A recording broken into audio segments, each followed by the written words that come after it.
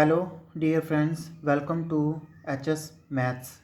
आज मैं आपको इस वीडियो में क्लास +1 का जो फर्स्ट टॉपिक है सेट्स, उसके बारे में बताने जा रहा हूँ। आज मैं आपको इस वीडियो में एनसीईआरटी +1 एक्सरसाइज 1.1 क्लियर करवाऊँगा और जो इससे रिलेटेड कंसेप्ट हैं और इसमें जो डेफिनेशन यूज़ हुई हैं उसके बारे में बताने जा रहा हूँ।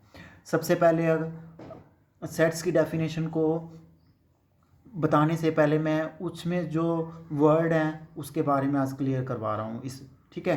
तो सबसे पहले आपका एक वर्ड था वेल डिफाइंड। जब इसकी डेफिनेशन करोगे ना तब वेल डिफाइंड एक वर्ड आएगा, well defined collection. Well defined collection को बताने के लिए मैं कुछ एग्जांपल्स इसको क्लियर करवाने जा रहा हूँ। सबसे पहले मैं क्लास +1 को पढ़ा रहा हूँ, उसमें से मैं उन कुछ स्टूडेंट से मैं कुछ क्वेश्चन पुट आउट करता हूँ। सबसे पहले मैंने क्वेश्चन पुट आउट किया कि वावल्स के नेम्स बताओ, कि जो इंग्लिश अल्फ़ाबेट्स में है ना उनमें आप वावल्स के नेम बताओ। मैंने किसी एक स्टूडेंट से पूछा और उसका जवाब आया कि A E I O U। फिर नेक्स्ट से मैंने पूछा, उसका भी जवाब आया कि आंसर आया AEIOU। और मैंने थर्ड से पूछा और उसका भी क्या आंसर आया AEIOU। ठीक है। सेकंड क्वेश्चन मैंने पूछा कि आपने इवन नंबर बताने हैं जो लेस देन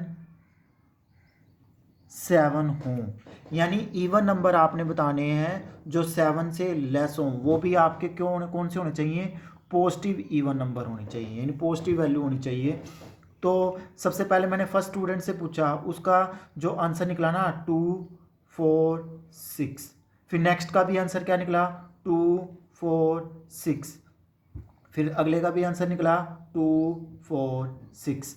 ऐसे मैंने थर्ड क्वेश्चन पुट आउट किया कि आपको ऐसा सब्जेक्ट बताना है जिसमें आपको ज़्यादा प्रॉब्लम आती हो, यानी जिस सब्जेक्ट में आपको प्रॉब्लम्स ज़्यादा आती हो। तो सबसे पहले स्टूडेंट ने कहा कि मुझे तो एक केमिस्ट्री सब्जेक्ट ऐसा लगता है जिसमें मुझे बहुत ज़्यादा प्रॉब्लम आती है। ठीक है। नेक्स्ट ने कहा कि मुझे तो हिस्ट्री एक ऐसा सब्जेक्ट है जिसमें बहुत ज़्यादा प्रॉब्लम आती है। ठीक है। और नेक्स्ट ने कहा कि मुझे तो ऐसा कंप्यूटर एक ऐसा सब्जेक्ट है, मुझे उसमें बहुत ज़्यादा प्रॉब्लम आती है। ठीक है। इन तीन से आपको क्या पता चल रहा है कि जो मैंने क्वेश्चन फर्स्ट पुट आउट किया कि तीनों का आंसर क्या आपका आया, सेम आया। लेकिन सेकंड में भी आपका सेम आया और थर्ड में देखो मैंने प्रॉब्लम्स पूछी, मैंने किस सब्जेक्ट में आपको ज़्यादा प्रॉब्लम आती है, तो फर्स्ट का आंसर केमिस्ट्री आया, सेकंड का आंसर हिस्ट्री आया और थर्ड का आंसर कंप्यूटर आया। किसी भी जैसे मान लेते हैं इसका अगर एक सब्जेक्ट में दूसरे सब्जेक्ट में भी हो सकता है, जैसे मान लेते हैं कुछ भी मान लेते हैं फिजिक्स में आती हो उसको प्रॉब्लम, ठीक है, इसको किसी और प्रॉब्लम आती हो। ठीक है, यानी कम से कम एक मैंने उसने बता ही दिया कि मुझे इस सब्जेक्ट में ज़्यादा प्रॉब्लम आती है। अब देखो ये जो फर्स्ट क्वेश्चन था इन तीनों स्टूडेंट्स का जो आंसर था ना वो सेम था।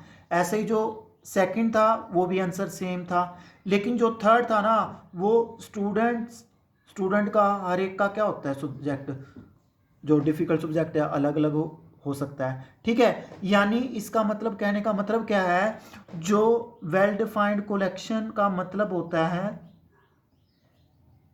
वेल डिफाइंड कलेक्शन का जो मीनिंग होता है ना, जो person to person note change, यानी जो पर्सन टू पर्सन चेंज नहीं कर सकते। ठीक है, जैसे वावल है, वावल इंग्लिश अल्फ़ाबेट के आपके 5 वावल हैं, ना तो उससे कम कर सकते हैं ना ही उसको क्या कर सकते हैं ज़्यादा, यानी ना तो उसमें कम कर सकते हैं ना ही ज़्यादा कर सकते हैं। वेल डिफाइंड कलेक्शन का मतलब ये होता है। ऐसे ही वेल डिफाइंड कलेक्शन का मतलब होता है कि पर्सन टू पर्सन वो चेंज नहीं हो सकता। ठीक है, अगर वो सेम ही रहेगा तो वो चेंज कैसे हो जाएगा? जैसे मान लेते हैं इवन नंबर बताने हैं जो 7 से लेस हो, वो भी पॉजिटिव इवन नंबर बताने हैं, तो आंसर सबका सेम आएगा।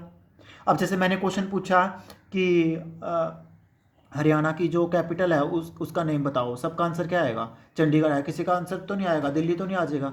ठीक है, यानी ऐसी कलेक्शन का मतलब इकट्ठा कर देना। ये जैसे ये इकट्ठा तो किया हुआ इन्होंने, ठीक है, यानी कलेक्शन बना दी गई, तो वो क्या होता है आपका वेल डिफाइंड कलेक्शन होती है। अब जो वेल डिफाइंड नहीं होता, यानी जो पर्सन टू पर्सन चेंज होता है, वो आपका वेल डिफाइंड कलेक्शन नहीं होता। अब मैं आपको सेट की डेफिनेशन को बताता हूँ। सबसे पहले क्या है ये सेट, यानी सेट क्या होता है, set is well defined collection of object, यानी ऑब्जेक्ट को हम मेंबर्स भी कह देते हैं और एलिमेंट्स ही कह देते हैं, ये सिनोनिमस है उसके ऑब्जेक्ट के, इसको घबराने की कोई जरूरत नहीं। आप ऑब्जेक्ट भी लिख सकते हो, मेंबर्स भी लिख सकते हो और एलिमेंट्स भी लिख सकते हो। यानी a set is well defined collection of object, यानी मेंबर्स और एलिमेंट्स भी कह देते हैं, यानी ऐसा सेट जिसको हम पर्सन टू पर्सन चेंज नहीं कर सकते, वो क्या होता है आपका सेट। जैसे मानते सब एग्जाम्पल ले लेता हूँ, जैसे मैंने लिख दिया द रिवर्स ऑफ इंडिया, यानी जो भारत की जो नदियाँ हैं उसके नेम बताने हैं। सारे बच्चे अब आंसर सेम आएगा, कोई यानी जो है वही बोलेगा, जो इंडिया में जो रिवर्स हैं उसी के बारे में बोलेगा। ऐसे मैंने बोला है कि प्राइम नंबर बताने हैं जो 7 से लेस हों, तो आप क्या आंसर आएगा प्राइम नंबर का 2 3 5, यानी प्राइम नंबर वो होते हैं जो या तो 1 की टेबल से डिवाइड होते हैं या खुद की टेबल से डिवाइड होते हैं, ठीक है, यानी सबका आंसर सेम आएगा। अब हमने सेट की डेफिनेशन तो पढ़ ली, ठीक है, अब उसके कुछ पॉइंट्स भी हैं, उसको भी आपने ध्यान रखना है। तो सबसे पहले आपका क्या है, सम पॉइंट क्या है, यानी set are usually denoted by the capital letters, for example A B x Y Z etcetera, यानी जो सेट की जो डिनोट करेंगे ना उसको कैपिटल लेटर से डिनोट करेंगे। सेकंड है आपका the element of the set are represented by the small letter, यानी a B x Y z, यानी जो एलिमेंट्स को हम डिनोट करेंगे ना वो किससे डिनोट करेंगे, स्मॉल लेटर से करेंगे, ठीक है। अब आपको सेट की डेफिनेशन पता लगी कि set is well defined collection of object होता है, यानी जो पर्सन टू पर्सन चेंज नहीं कर सकते, ठीक है, या ना तो उसमें हम ज़्यादा कर सकते हैं ना उसमें कम कर सकते हैं, यानी सेम आंसर आएगा सबका। फर्स्ट पॉइंट था आपका इसका कि जो सेट को ना उसको हम किस में लिख सकते हैं, डिनोट करेंगे कैपिटल लेटर्स में, यानी जो एलिमेंट है उसको हम स्मॉल लेटर में लिखेंगे। जैसे मान लेते हैं मैंने एग्जांपल, अब कुछ नेक्स्ट कंसेप्ट है उसको बिल्कुल ध्यान से देख लेना। जैसे मान लेते हैं मैंने इंग्लिश के अल्फ़ाबेट लिखे AEIOU, ये एक सेट है, ठीक है, और इस सेट को मैंने कैपिटल A से डिनोट कर दिया, ठीक है, तो कैपिटल A से डिनोट कर दिया, तो मैंने बोला कि ये A इसमें इस सेट में है भी कि नहीं है, तो हम बोलेंगे कि A इसमें है। तो मैथमेटिक्स में कुछ इन्होंने नोटेशन दी कि इसको कैसे डिनोट करेंगे। एक होता है बिलोंग टू, एक होता है नॉट बिलोंग टू। बिलोंग का मतलब है कि उस सेट में वो एलिमेंट है, और नॉट बिलोंग का मतलब है कि उसमें वो एलिमेंट नहीं है, ठीक है। बिलोंग को हम इस नोटेशन से डिनोट करेंगे, ये एप्सिलॉन है जिसको हम बिलोंग टू से डिनोट करेंगे, और नॉट बिलोंग से डिनोट करेंगे ये लगा के, इसके बीच में ये लाइन लगा देंगे तो ये हो जाएगा नॉट बिलोंग्स टू, ठीक है। तो सबसे पहले अगर मान लेते हैं ये ए इस ए सेट में है आपको, क्योंकि वेवल्स में ए तो होता है, तो ये लिख दिया बिलोंग टू, यानी उसका ये एक एलिमेंट है। अगर मान लेते मैंने बी पूछा कि वो ए सेट में है कि नहीं है, अब बी तो वेवल्स में आता नहीं, तो ये तुम लिखोगे नॉट बिलोंग्स टू, ठीक है। तो सबसे पहले ये देखो क्या लिखा हुआ है कि if A is the element of set ए, अगर ए सेट ए का एलिमेंट है तो हम किससे करेंगे कि ए बिलोंग्स टू ए, यानी ए बिलोंग कर रहा है ए में से, और इसको डिनोट कैसे करेंगे, ए एप्सिलॉन इसको बोलते हैं, और ये वैसे आप बोलना कि बिलोंग टू ए, ठीक है। अगर if B is not an element of set A, we say that B is does not belongs to A, यानी बी अगर ए का एलिमेंट नहीं है तो वो बी किस में बिलोंग नहीं करेगा, ए में बिलोंग नहीं करेगा तो उससे किससे नोट करेंगे, B does not belongs to A. ठीक है, तो कुछ एग्जाम्पल्स के मैंने सेट लिए जो एग्जाम्पल सेट होते हैं जो वेल डिफाइंड कलेक्शन होते हैं। जैसे मानते हैं और नेचुरल नंबर लेस देन 20, यानी और नंबर बताने हैं जो 20 से लेस हों। ठीक है, नेचुरल नंबर बताने हैं। जैसे मान लेते हैं, अब और नंबर कौन से होते हैं, जैसे मान लेते हैं 1 हो गया, 1 हो गया, 3 हो गया, 5 हो गया, 7 हो गया, 9 हो गया, 11 हो गया, 13 हो गया, 15 हो गया, 17 हो गया और 19 हो गया, क्योंकि 20 से लेस बताने हैं। और नंबर क्या कौन से होते हैं, जो 2 से डिविजिबल नहीं होते। और नेचुरल नंबर आपको पता है कि 1 से स्टार्ट होते हैं और सारे पॉजिटिव चलते हैं। ठीक है, यानी अब इसको हम चेंज नहीं कर सकते, ये हमेशा सेम ही रहेगा। नेक्स्ट है आपका example, the vowels in the English alphabet. ये भी वेल डिफाइंड कलेक्शन है। क्योंकि वेल डिफाइंड कलेक्शन है क्योंकि वावल्स आपके 5 होते हैं, ना तो हम इसमें कम कर सकते ना इसमें हम क्या कर सकते, ज़्यादा कर सकते। नेक्स्ट है आपका जो बहुत ही इंपॉर्टेंट कंसेप्ट है, रिप्रेजेंटेशन ऑफ ए सेट। यानी रिप्रेजेंटेशन ऑफ सेट को हम कैसे डिनोट करेंगे, 2 वेज हैं इसके। एक तो है रोस्टर फॉर्म, एक होता है सेट ऑफ बिल्डर फॉर्म। यानी रोस्टर फॉर्म को हम टेबुलर फॉर्म भी कह देते हैं। ठीक है, यानी इसकी डेफिनेशन देखो क्या है, in roster form all the element of set are listed, यानी लिस्ट में होंगे वो सारे एलिमेंट। ठीक है, the element are being separated by commas, यानी सारे एलिमेंट्स क्या होंगे, कोमास में होंगे।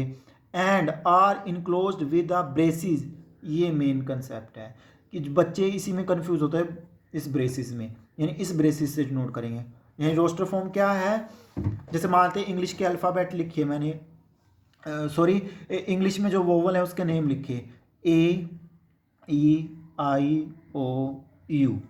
सबसे पहले उसने क्या बोला है कि सारे एलिमेंट क्या होंगे, लिस्टेड होंगे, यानी सारे एलिमेंट मैंने लिस्ट की फॉर्म में लिख दिए। सेकंड आपका क्या है, the element are being separated by comma, यानी सारे एलिमेंट्स आपस में क्या होंगे, कोमास में होंगे। और किससे इनक्लोज कर देंगे, इस ब्रैकेट से क्लोज कर देंगे, यानी इस ब्रैकेट से इसको क्लोज कर दिया। ठीक है, और कई बच्चे इस ब्रैकेट को ये ब्रैकेट लगा देते हैं या ये ब्रैकेट लगाते हैं, वो सेट्स की नोटेशन गलत हो जाती है, जिससे आपका एग्जामिनर बहुत गुस्सा होगा। लेकिन एग्जामिनर गुस्सा होने की क्या बात है कि ये तो गलती है, तो गुस्सा होगा ही। ठीक है ना, तो आपने इस ब्रैकेट से कर देना है। ठीक है ना, तो फिर आपका इसके कुछ एग्जाम्पल लिए हुए मैंने, द लिखा हुआ है the set of all even positive integer less than 7, यानी ऐसे आपने इवन नंबर बताने हैं जो 7 से छोटे हों, वो भी पॉजिटिव। तो आंसर क्या आएगा, 2 4 6, यानी सारे एलिमेंट्स किस में होंगे, लिस्टेड होंगे और कोमा में होंगे, और इस ब्रेसिस से आप इनक्लोज कर देंगे। The set of all vowels in the English alphabet, यानी इंग्लिश अल्फ़ाबेट में कौन से होते हैं, ए ई आई ओ यू, सारे एलिमेंट लिस्टेड होंगे, कोमा में होंगे और इस ब्रेसिस में होंगे। जब कब होंगे, रोस्टर यानी टेबुलर फॉर्म में होंगे। नेक्स्ट है आपका सेकंड है आपका सेट ऑफ बिल्डर फॉर्म। इस सेट ऑफ बिल्डर फॉर्म को थोड़ा सा ध्यान से देख लेना, ये सेट की जो जनरल फॉर्म होती है। ठीक है, तो in set builder form all the element of A possesses a single common properties, यानी सिंगल कॉमन प्रॉपर्टीज में होगा। जब मैं एग्जांपल दूंगा ना तब आपको बिल्कुल ध्यान से पता लग जाएगा। Which is not possessed by any element outside the set, यानी जो हम कॉमन सिंगल कॉमन प्रॉपर्टी लगाएंगे ना, जो एलिमेंट होंगे ना सारे उसी प्रॉपर्टी में होंगे, उसके अलावा कुछ नहीं होंगे। जैसे मैंने मान लिया, मैंने एग्जांपल ले लिया वावल्स ऑफ इंग्लिश अल्फ़ाबेट।